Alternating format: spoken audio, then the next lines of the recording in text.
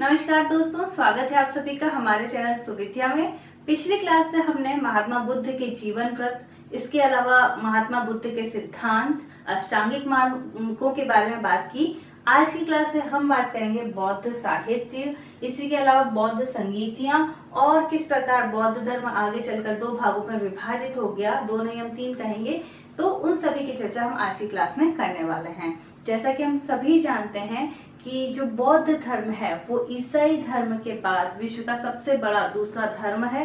लगभग 2 अरब से भी ज्यादा अनुयायी इस बौद्ध धर्म में सम्मिलित है, जिसकी शुरुआत महात्मा बुद्ध के द्वारा की गई।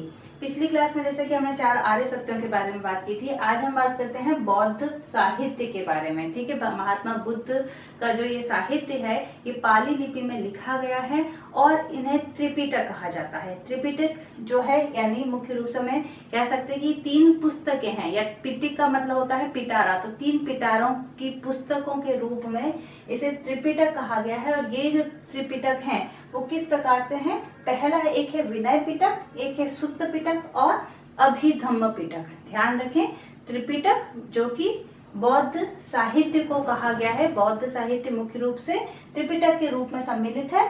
विनय पिटक, सुत्त पिटक, अभिधम्म पिटक। याद करने के लिए आप याद कर सकते हैं, विनय सुत्त पीठ के अभिधम्म से गिर गया, विनय सुत्त पीठ के अभिधम्म से गिर गया। विनय पिटक, सुत्त पिटक और अभिधम्म पिटक, ये त्रिपिटक जो है वो बौद्ध साहित्य से के महत्वपूर्ण ग्रंथ हम कह सकते हैं। इसके अलावा अन्य जो ग्रंथ हैं वो भी बहुत मुख्य हैं, जैसे कि दीपवंश हो गया, या फिर कुछ जातक कथाएं हो गई, मिलिंद पन्हो हो गया, बुद्ध चरित्र, सौंदरानंद, सारिपुत्र प्रकरण। तो ये सभी जो है कुछ महत्वपूर्ण साहित्य और ग्रंथ हम बौद्ध धर्म से संबंधित कह सकते हैं। अब हम बात कर लेते हैं कि ये जो त्रिपिटक है या जो 3 पुस्तकों का समूह है उसके किस पुस्तक में किसके संदर्भ में बात कही गई है। तो अगर हम बात करते हैं विनय पिटक की, तो जो विनय पिटक है वो बौद्ध जो संघ है उसमें जितने भी भिक्षु थे उनके दैनिक जीवन के नियम से संबंधित सारी चर्चाएं जो है वो विनय पिटक के अंतर्गत दिए गए हैं। ध्यान रखें, विनय पिटक जो है वो किससे संबंधित है?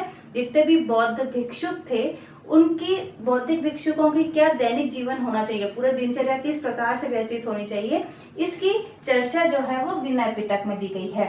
विनय पिटक में 3 खंड हैं, सुत्त विभंग, परिवार और खंडक। ध्यान रखें, विनय पिटक में 3, सुत्त पिटक में 5 और अभिधम्म पिटक में 7 खंड है। 3, 5 और 7 आप याद रख सकते हैं। दूसरा है सुत्त पिटक। सुत्त पिटक में बौद्ध धर्म के सिद्धांत, महात्मा बुद्ध के उपदेशों का संग्रह है। जो पहला था वो संघ में जितने भी भिक्षुक हैं उनके दैनिक जीवन की जानकारी।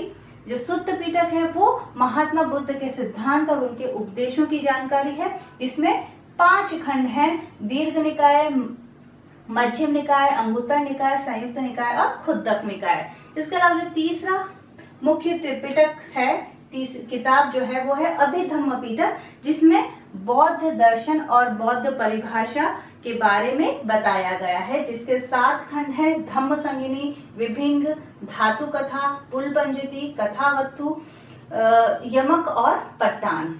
इसके अलावा कुछ जातक कथाएं हैं जिनमें महात्मा बुद्ध से के जो पुनर्जन्म हुए हैं या उनसे भी पहले के जो जन्म हुए हैं या किस प्रकार उन्होंने महात्मा बुद्ध रूप में वो आए हैं, ये सभी जो कहानियां हैं वो कथाएं जो है वो जातक कथाओं के रूप में मिलती हैं। मिलिंद पन्हो जो है, मिलिंद पन्हो मिलिंद तथा नागसेन के मध्य जो दर्शन और उनके विचारों के से संबंधित जो वाद विवाद हुआ है वो मिलिंद पन्हो ग्रंथ में हमें मिलेगा। इसी के अलावा 3 महत्वपूर्ण ग्रंथ, बुद्ध चरित्र, सौंदरानंद और सारिपुत्र प्रकरण जो है किसके द्वारा लिखा है? महाकवि अश्वघोष के माध्यम से लिखा गया है। तो ये मुख्य रूप से आपको त्रिपिटक ध्यान रखना है, बौद्ध साहित्य से संबंधित महत्वपूर्ण साहित्यिक ग्रंथ है। अब महात्मा बुद्ध की मृत्यु के पश्चात अनेक सभाओं का आयोजन हुआ ताकि बौद्ध धर्म का प्रचार प्रसार हो सके। तो मुख्य रूप से जो बौद्ध संगीतियां, संगीतिया का मतलब क्या होता है? बौद्ध सभाएं आयोजित की गई। तो 4 बौद्ध संगीतियां जो कि आयोजित की गई, वर्ष, कहां पर की गई, उनका अध्यक्ष कौन था उस समय कौन राजा था और कौन सी मेन घटना उससे संबंधित है। तो सबसे पहले अगर हम बात करते हैं, जो पहली सभा थी, पहली जो बौद्ध संगीति है वो 483 ईसा पूर्व में हुई है। सारे आप ईयर्स याद रखें, 483, उसके 100 साल बाद 383 में, फिर तीसरी 250 ईसा पूर्व और पहली और दूसरी सदी में चौथी संगीति या सभा हुई थी। तो ईयर आप याद रखें, 483, फिर 383, फिर 250 और ईसा के बाद पहली और दूसरी शताब्दी में चौथी संगीति जो थी वो हुई थी। तो चारों ईयर याद होने के बाद स्थल याद रखें। ध्यान रखें जो 3 स्थल हैं वो बिहार के थे, जिसमें पहली जो राजधानी राजगृह, उसके बाद वैशाली, उसके बाद पाटलिपुत्र। लेकिन जो चौथी सभा हुई है वो कुंडरवन में हुई, कि कहां पर है, कश्मीर में। चौथी कश्मीर में हुई है। बाकी तीनों की तीनों जो सभाएं थी वो बिहार में हुई। जगह आप याद रखें, पहली सभा राजगृह में हुई, दूसरी जो सभा थी वैशाली में और तीसरी पाटलिपुत्र में। ईयर और स्थल के बाद हम देख लेते हैं कि उस समय किसकी अध्यक्षता में ये सभाएं जो थी वो आयोजित की गई थी। तो महाकश्यप की अध्यक्षता में पहली संगीति, सर्वकामिनी की अध्यक्षता में दूसरी, मोगलीपुत्र तिस्स की अध्यक्षता में तीसरी और वसुमित्र अश्वघोष की अध्यक्षता में चौथी संगीति का आयोजन किया गया। उस समय किसका राज्यकाल था, पहली संगीति में अजात शत्रु का, दूसरी में कालाशोक का, तीसरी में अशोक और चौथी में कनिष्क। अब इससे महत्वपूर्ण बातें क्या निकली, ये जो सभाएं हुई, तो दूसरी जो संगीति थी उसमें जो बौद्ध धर्म था उसे 2 भागों में बांट दिया गया। पहला था महासंघिक और दूसरा था थेरवादी। महासंघिक और थेरवादी 2 गुटों में कह सकते हैं। लोगों के विचारों में, जो आगे के जो अनुयायी थे उनके विचारों में कुछ मैच नहीं खाया और उस आधार पर बौद्ध धर्म 2 गुटों में बटा, लेकिन बहुत ज्यादा भिन्नताएं नहीं आई उस समय तक। तो ये महासंघिक और थेरवादी जो कि में विलय होने की शुरुआत हुई। उसके बाद जो तीसरी संगीति थी उसमें 3 पिटकों के बारे में बात हुई है, जो कि राजा अशोक का समय था। 3 पिटकों का वर्णन हुआ। और जो चौथी संगीति थी उसमें महायान और हीनयान 2 गुटों में बट गया बौद्ध धर्म। तो हीनयान और महायान दो हम कह सकते हैं सोच के आधार पर या विचारों के आधार पर लोगों की धीरे धीरे विचारधारा बदलती गई और कुछ हीनयान में और कुछ महायान में अनुयायी जो थे वो बट गए। हीनयान और महायान में मुख्य रूप से अंतर क्या है, महात्मा बुद्ध की जो वास्तविक उनके जो विचार थे या दार्शनिक विचारों में बिना परिवर्तन का ऐसा का वैसा अपनाया किन्होंने, हीनयान ने। हीन का मतलब होता है निम्न। तो उन्होंने किसी भी तरह के परिवर्तन नहीं किए।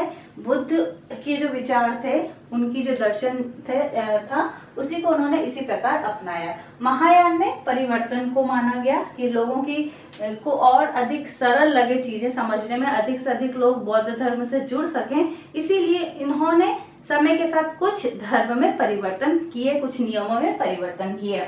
हीनयान में महात्मा बुद्ध को एक महापुरुष की तरह माना गया, लेकिन महायान के जो अनुयायी थे वो इन्हें देवता के समान मान के इनकी पूजा करने लगे। तो हीनयान में सिर्फ ये महापुरुष माने गए, लेकिन महायान में इन्हें देवता माना गया। हीनयान मूर्ति पूजा का विरोध करते थे। हीनयान के जो अनुयायी थे वो मूर्ति पूजा का विरोध करते थे, क्योंकि महात्मा बुद्ध खुद ही नास्तिक धर्म के प्रवर्तक थे। उन्होंने हमेशा मूर्ति पूजा का विरोध किया। तो उसी आधार पर हीनयान के लोगों ने भी हमेशा मूर्ति पूजा का विरोध किया, जबकि महायान में अनुयायियों ने महात्मा बुद्ध की मूर्तियां बनाकर उन्हें देवता का दर्जा दिया और उनकी वो पूजा, मूर्ति पूजा भी करते थे। तो ये एक बहुत बड़ा डिफरेंस था। इसके अलावा हीनयान जो था वो विश्व के किन किन क्षेत्रों में फैला, श्रीलंका, बर्मा, दक्षिण भारत और थाईलैंड में मुख्य रूप से हीनयान के अनुयायियों का वर्चस्व बढ़ा। लेकिन महायान की अगर बात करें तो मुख्य रूप से चीन, जापान, उत्तरी कोरिया और दक्षिणी कोरिया, उत्तर भारत जो क्षेत्र है वहां पर महायान जो है वो थोड़ा विस्तृत रूप में बढ़ा। महायान में एक बोधिसत्व शब्द का प्रयोग किया गया है कि अनुयायियों ने बोधिसत्व फैलाने की कोशिश की। तो बोधिसत्व का मतलब ये होता है कि जो व्यक्ति खुद निर्वाण को या मोक्ष की प्राप्ति कर चुके हैं या जिन्हें ज्ञान की प्राप्ति हो चुकी है, वो दूसरों को ज्ञान फैलाने के लिए, दूसरों को ज्ञान बांटने के लिए इधर उधर भटकते थे या फिर अपने विचार को प्रस्तुत करते थे। तो वो कहलाता है बोधिसत्व, यानी खुद ने निर्वाण कर लिया और अब दूसरों की मदद करना, जैसा कि महात्मा बुद्ध ने भी किया था। समय के साथ एक और नया हम कह सकते हैं कि ग्रुप बना इस धर्म में, जो कि कहा गया वज्रयान। पहले तो दो ही प्रकार थे, हीनयान और महायान, दो गुटों में ये बटा था। लेकिन तिब्बती क्षेत्र में तो इसे तंत्र मंत्र का क्षेत्र का भी कहा जाता है ग्रुप। 8वीं सदी में एक वज्रयान नाम का एक नया हम कह सकते हैं समुदाय बौद्ध धर्म से संबंधित बना, जो कि तंत्र मंत्र या थोड़े आडंबर इस ग्रुप ने फैलाए, जिसकी वजह से हम कह सकते हैं कि कहीं ना कहीं बौद्ध धर्म का पतन हो गया। जैसे ही वज्रयान जो था वो उनके द्वारा विचार लोगों तक पहुंचाए गए, तो लोगों को लगा कि भाई धीरे धीरे तो अंधविश्वास और आडंबर जो है इस धर्म में भी पनप गया। लोगों को अपना हिंदू धर्म अब ज्यादा सही लगने लगा। हिंदू धर्म की जो अंधविश्वास है उससे बचने के लिए लोगों ने बौद्ध धर्म को अपनाया था। लेकिन बौद्ध धर्म में भी गुप्त काल तक आते आते इतनी हम कह सकते हैं कि गलत या भ्रष्टाचार फैल गया, जिस वजह से कह सकते हैं कि बौद्ध धर्म का जितना प्रसार होना चाहिए था वो उतना ना होकर ये सीमित हो गया। तो कई कारण थे, कई विदेशी शक्तियों के द्वारा आक्रमण समय समय पर किया गया, जिसकी वजह से जो बौद्ध विहार थे उन्हें, बौद्ध मठ जो थे उन्हें नष्ट कर दिया गया। ये कारण है कि बौद्ध धर्म जो था वो धीरे धीरे पतन की ओर अग्रसर हो गया। इसके अलावा जो हिंदू धर्म है वो वापस सजग हो गया, जिसकी वजह से भी बौद्ध धर्म का जो वर्चस्व था वो कम होता चला गया। राजपूतों का उत्कर्ष ये भी एक बहुत महत्वपूर्ण कारण रहा।